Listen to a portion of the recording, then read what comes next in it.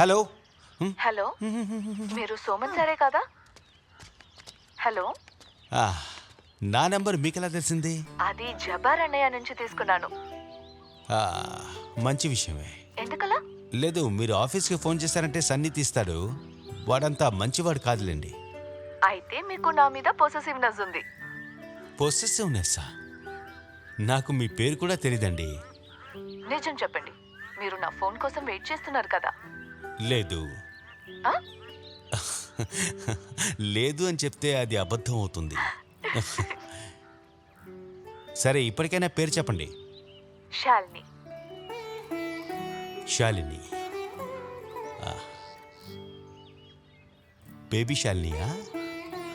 Baby లేని శాలిని.